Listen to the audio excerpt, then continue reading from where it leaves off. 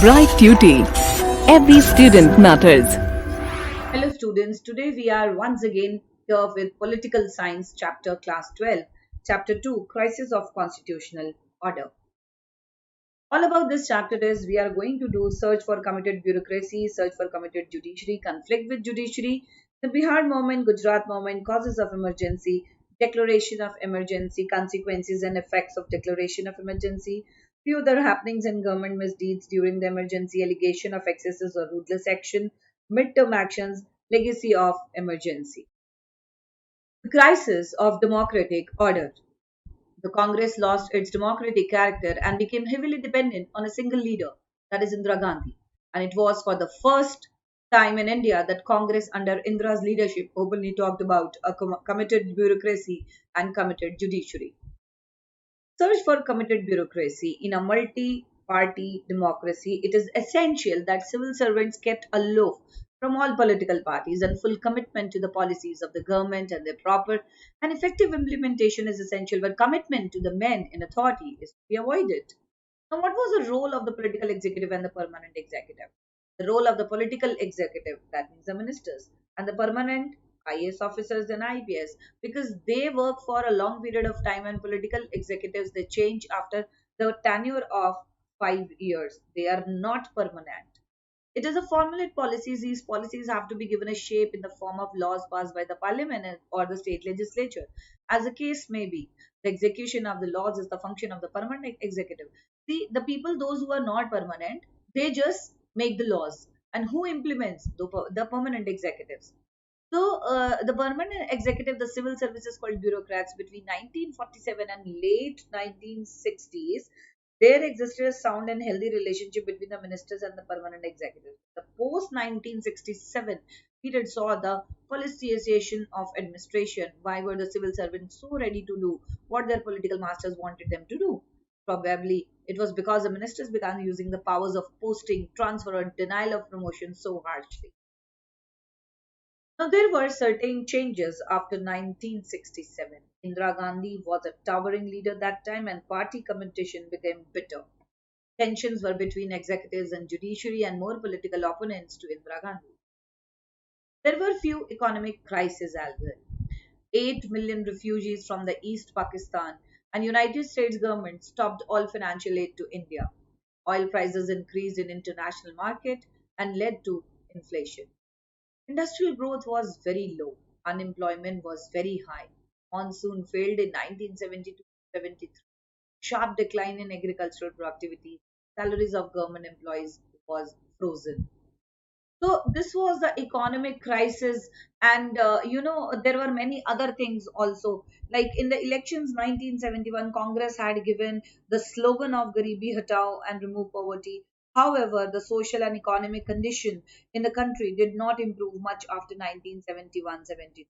The Bangladesh crisis had put a heavy stain on India's economy. This was followed by war with the Pakistan, and after war, the U.S. government stopped all aid to India.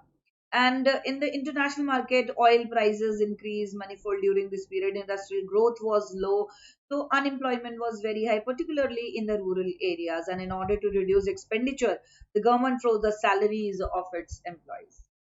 Now, the anti government protest all over the country by opposition parties, students' movements, Marxist movements. So, these were the three groups which were like anti government this time, and they were protesting like anything. In 1967, a peasant uprising took place in Naxbali police station in Darjeeling Hills district in West Bengal under the leadership of local cadres of Communist Party Marxist. Begins from the Naxalbari police station. The peasant movement spread to several states in India and came to be referred broadly as Naxalite movement. 1969, they broke off all the CPIM and a new party, Communist Party, Marxist-Leninist CPIML, was formed under the leadership of Charu Majumdar. And it argued that democracy in India was a shame and decided to adopt a strategy for targeted guerrilla welfare in order to lead the revolution. Now the Gujarat movement, January 1974. It was Navnirman movement and student agitation started against rising prices of food grains, cooking oil, other essential commodities, and against the corruption in high places. Opposition parties supported students' agitation. opposed the imposition of president's rule. Opposition of parties demanded fresh elections. Morarji Desai sat on indefinite fast, and the Congress party defeated in 1975 assembly elections. Bihar movement.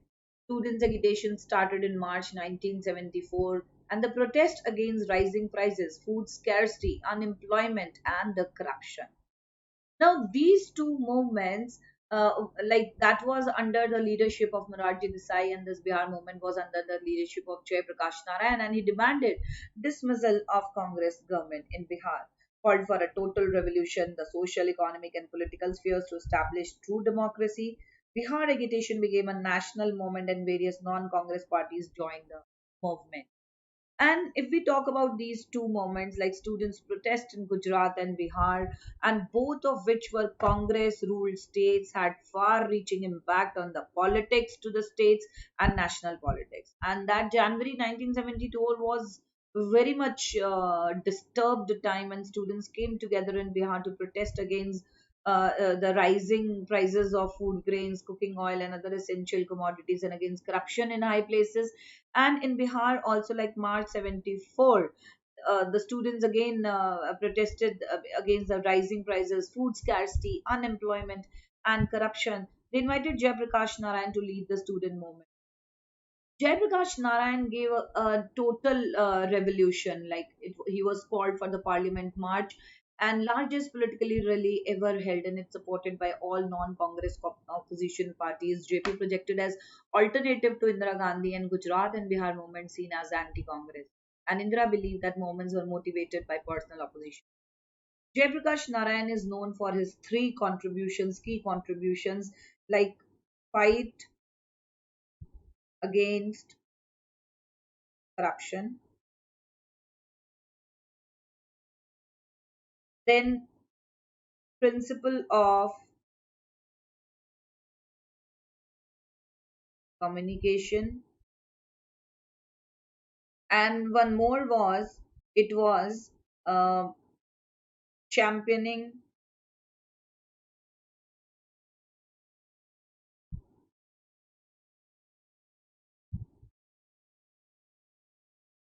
the total revolution.